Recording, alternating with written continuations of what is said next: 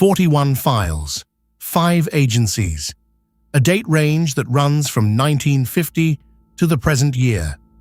Over roughly 36 hours on August 7th and 8th, the Pentagon pushed out its 5th rolling tranche of declassified material on unidentified anomalous phenomena, records drawn from the Defense Department, the FBI, the CIA, the State Department, and the White House. Within hours, the coverage had collapsed into 3 headlines: gunships firing on orbs, a triangle over Afghanistan, and a video the government still can't explain. What follows is not a summary of those headlines. It's an examination of what the paperwork actually asserts, what it carefully declines to assert, and why the word unresolved is doing more work in these releases than almost anyone acknowledges. Context matters, because Tranche 5 did not arrive out of nowhere. The All-Domain Anomaly Resolution Office, AARO, was stood up in July 2022 to consolidate reporting across the military and intelligence community. In December 2023, Congress passed a heavily amended version of the UAP Disclosure Act inside the fiscal year 2024 Defense Authorization, directing federal agencies to transmit UAP records to the National Archives for a controlled declassification review. The maximalist version, an eminent persons review board, eminent domain over recovered materials, was stripped out. What survived was a records collection with a presumption of disclosure and broad national security exemptions. The tranches are the visible output of that compromise. They are also, by design, curated. The headline case is dated September 2021. According to the released documentation, an Air Force Special Operations AC-130J Ghost Rider operating over the Gulf of Oman encountered a formation of roughly 25 spherical objects. Sensor operators recorded speeds ranging from about 250 to 1,300 miles per hour. The objects registered as thermally cold, no discernible heat signature consistent with combustion or exhaust. The detail that drove the coverage, the aircrew reportedly engaged, and the objects reportedly reacted to cannon fire without apparent damage. Read that sentence carefully. Reacted is not were struck. Nothing in the released material, as reported, establishes impact, deflection, or debris. It establishes that observers watched objects change behavior after weapons discharge. The second case is older and thinner. The tranche includes material describing a 2002 sighting over Afghanistan.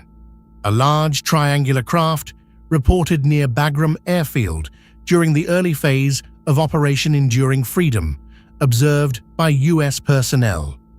Triangle reports are among the most common shapes in the historical record and also among the most consistently explained by aerostats, by tethered surveillance balloons, by aircraft formations, and by the well-documented optical artifact where out-of-focus point lights render as triangles through night vision optics. None of that means the Bagram report is trivial. It means the evidentiary burden is high, and the surviving documentation is, by the government's own characterization, a witness account. 24 years on, there is no publicly released sensor corroboration. The third item is the one that should interest analysts most, and it's getting the least scrutiny. The tranche includes a 2025 video from U.S. Central Command's area of responsibility that the government describes as unresolved, not declassified and explained, not attributed to a drone, a balloon, or a foreign platform. Open. This is why the file range extends to the present. These are not all historical curiosities. At least one is an active case. An unresolved 2025 CENTCOM case sits inside the most heavily surveilled airspace on the planet, a region saturated with radar, ISR aircraft, satellite coverage, and electronic warfare assets.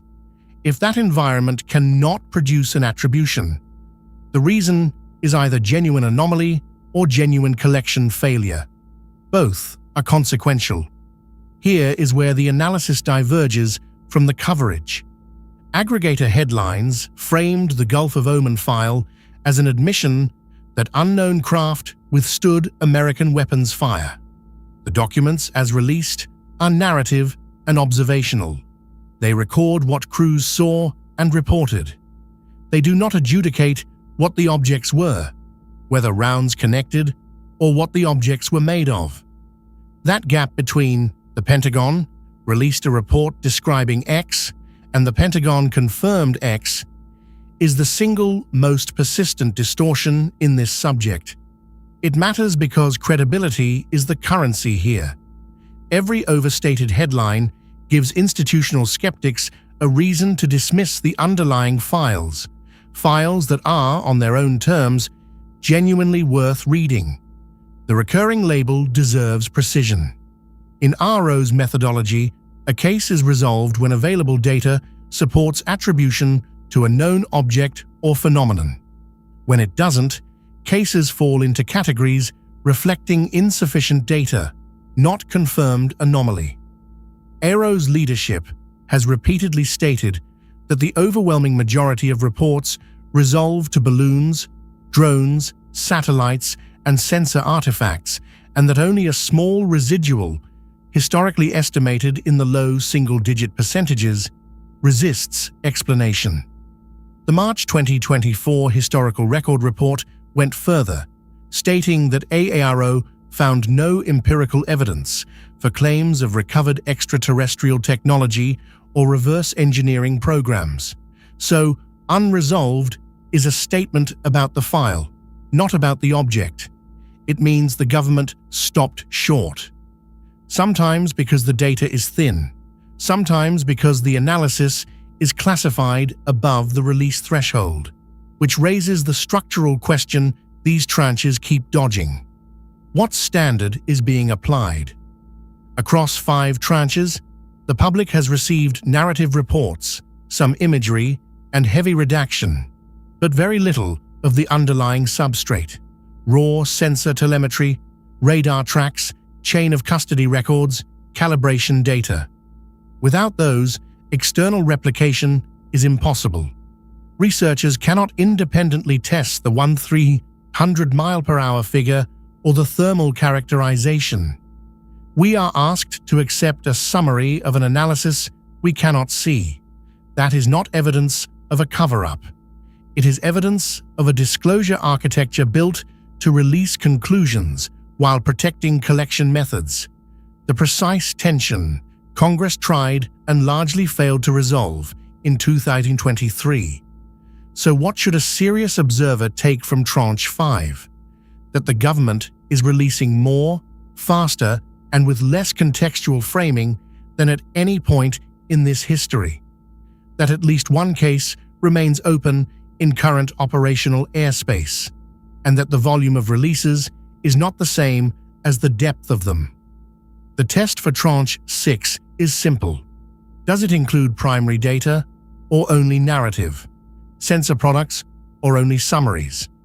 Until raw material accompanies these files, every tranche will produce the same cycle: a burst of headlines, a round of corrections, and a residue of cases the government marks unresolved, and the public is left to interpret alone.